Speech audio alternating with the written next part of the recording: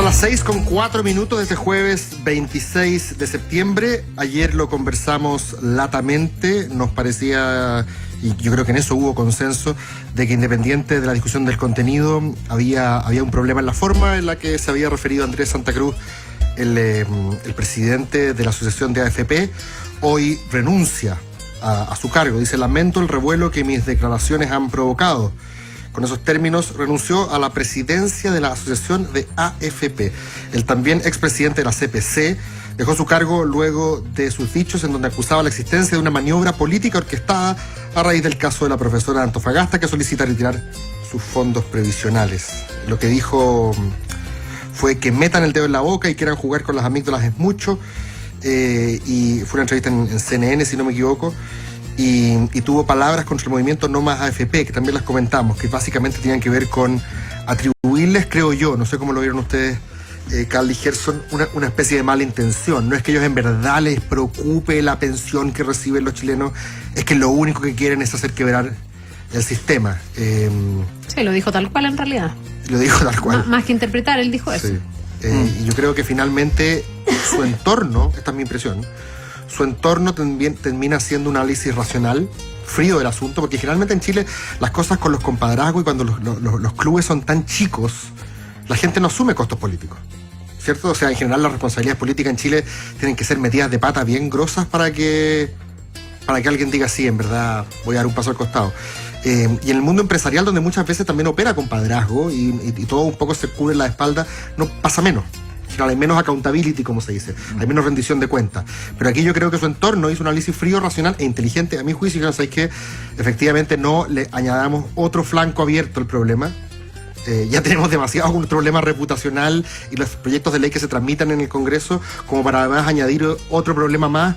Y yo creo que él lo entendió. Él dijo: yo no quiero ser parte del problema. Claro, hay momentos y momentos, y las circunstancias son tremendamente poderosas. Acá evidentemente hubo un análisis respecto de las consecuencias en términos de la sensibilidad del tema hoy en día, de la ciudadanía, respecto de lo que se está discutiendo, que es fundamental, porque así lo dice también el propio Santa Cruz, y también porque además se está discutiendo reforma al sistema previsional, donde empezaron a reclamar las ISAPRES, su, entre comillas, derecho a participar del negocio por el 4%. Entonces, no fue la mejor frase, evidentemente, lo hablamos ayer, y tampoco fue la mejor oportunidad como para que pudiera sobrevivir. Ahora, ayer decíamos que van a empezar a surgir ideas y estamos en esa. Entró a tallar alguien que sabe el tema, que es David Bravo, de la Comisión Bravo, que efectivamente estudió el tema de las pensiones. Presidió esa comisión. Presidió la comisión, así se llamó. Lleva su apellido. Y señalaba que liberar los ahorros, que es lo que está pidiendo esta profesora, María Angélica Ojeda, en Antofagasta, es la antítesis de lo que es la seguridad social y lo que es la previsión social. Y yo coincido con él.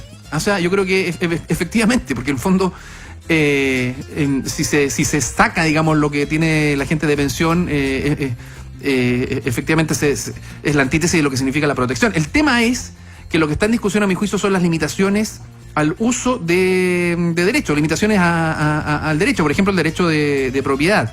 Y además, dentro del análisis no se puede ver sobre nada más lo que se está pidiendo, lo que está pasando, digamos.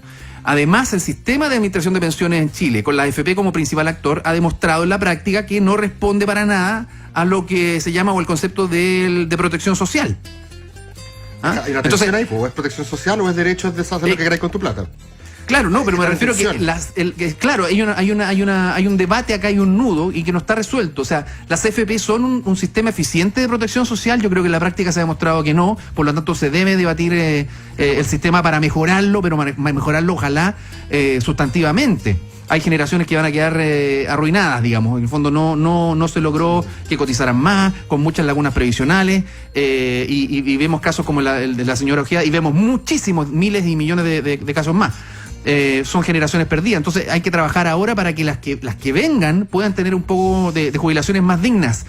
Y ahí entramos al debate de... cambiarlo de fondo tenía entonces que ponerle el peso a las nuevas generaciones. Por supuesto. Y una de las cosas que se puede debatir, por ejemplo, es que si no se reconoce esto como un derecho a propiedad, que en fondo eso es lo que es, porque son cuentas individuales, y se armara, por ejemplo, un pilar solidario donde efectivamente todos los chilenos, ya sea vía impuestos, ya sea vía por cotizaciones, todos, me refiero a que los que hoy día no pagan cotizaciones, los que no están adscritos a la AFP, como lo decíamos el ministro Valente, o el exministro Valente, o muchos empresarios. ¿Son muchos? No sé, pero en el fondo son los de mayores ingresos. No es la Entonces, mayoría. Pues la cuando mayoría tú tienes capital que es de todo y todos contribuyen para que haya un reparto solidario, ahí no es tuya la plata.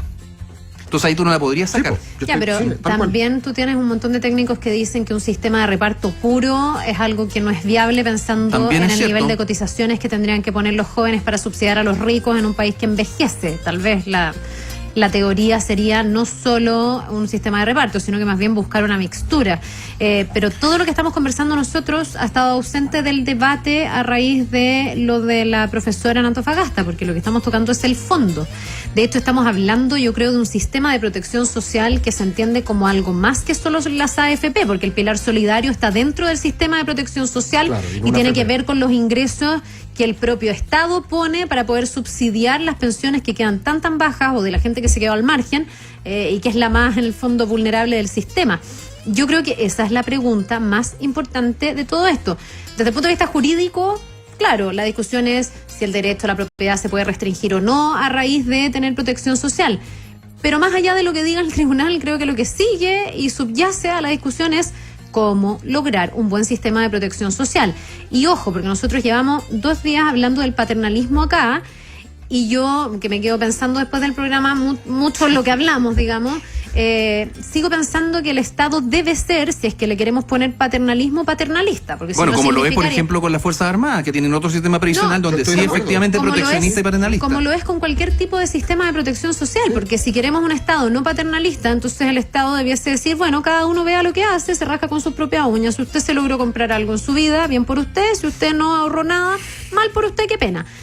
Al revés, yo creo que uno espera que haya un Estado en estas materias fuerte. Porque la protección social es relevante, porque en el fondo hay que reconocer que no somos lo suficientemente previsores. Cuando uno es joven no está pensando, lamentablemente, porque además no nos educan muy bien en esta materia, en qué va a pasar con nuestra vejez. Entonces creo que tiene que haber un sistema robusto y ojalá muy paternalista, donde se entienda que hay que entregar la mejor información para que la gente tome sus decisiones en un sistema que ojalá sea más simple también en la toma de decisiones, porque esto de los multifondos y todo yo creo que enredó mucho el sistema.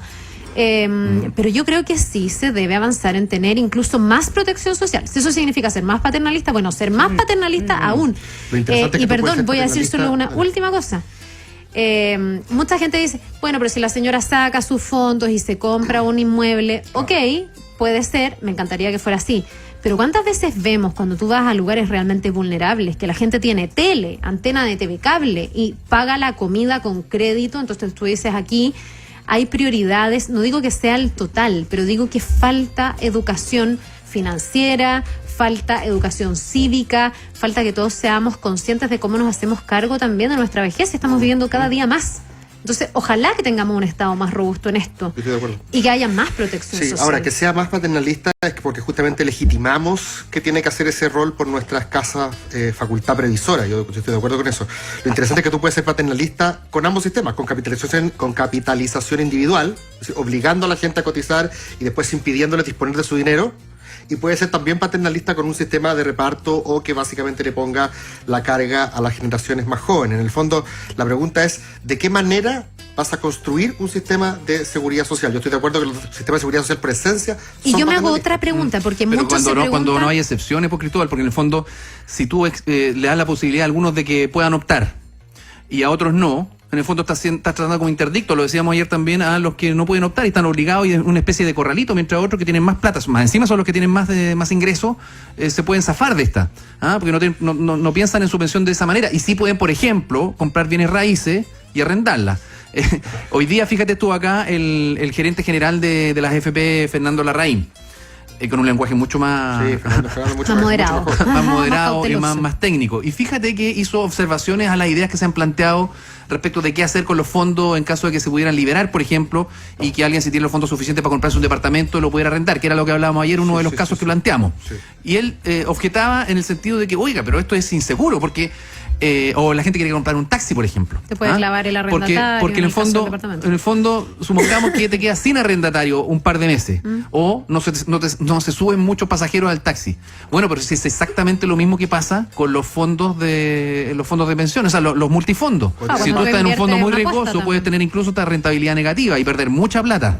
Entonces, hay que ir coleccionando casos, hay que ir coleccionando argumentos y enriqueciendo el debate, pero el tema es que esto se traduzca efectivamente en que se pueda avanzar y no quedarse en el aire y en el fondo en un statu quo donde van a subsistir los mismos problemas con pensiones bajas de todas maneras. Antes de cerrar el tema, a mí hay otra duda que me queda dando vueltas, que es el tema de la legitimidad, porque también uno dice, se han desacreditado las AFP y muchos te dicen lo que pasa es que nacen desacreditadas en el momento en que son una obligación, se obliga a la gente a cambiar de sistema, se hacen dictaduras, se promete algo que no se cumple. La pregunta es lo que reemplace las modificaciones. ¿La gente va a tener la posibilidad de opinar? O sea, ¿cómo le das legitimidad al sistema de protección social por el que optes?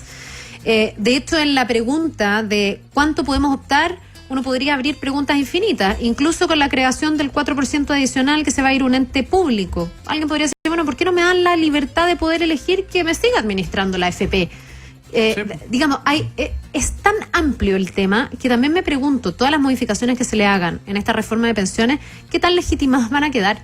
Porque tú podrías ¿qué pasa, decir, por ejemplo, si el CAS da más rentabilidad que la AFP? ¿Por qué no puedo meter todo mi fondo al CAS? También, entonces uno dice, lo que pasa es que en Chile falta un sistema, muchos dicen más solidario. ¿Y qué pasa si la gente no quiere un sistema más solidario?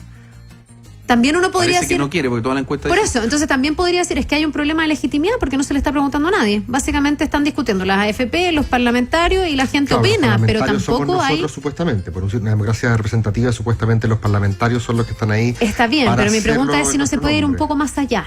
Mi pregunta es si no puede haber real participación o abrir la posibilidad de opciones para que la gente sí sienta que no la están forzando, sino Fíjate que está buscando en un interesante. abanico amplio.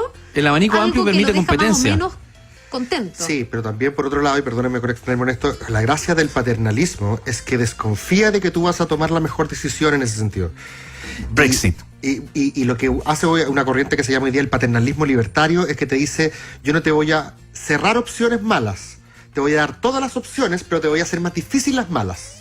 Entonces, por ejemplo, cuando los niños entran a comer al almuerzo en la escuela, le ponen las papas fritas y las cosas que engordan bien lejos. O impuesto alto al alcohol y el cigarro. Por ejemplo, o esconderlo en el supermercado. Eso es lo que se llama paternalismo libertario. Quizás desde ese punto de vista lo que el Estado podría hacer es entregar efectivamente un abanico de soluciones sin prohibir algunas y decir, nosotros preferimos que se vayan para acá, esta es la información, para no ser tan coercitivo, porque de lo contrario, la única forma, Carla, es que a ti te obliguen a participar. Bueno, eso pasa un poco con los multifondos.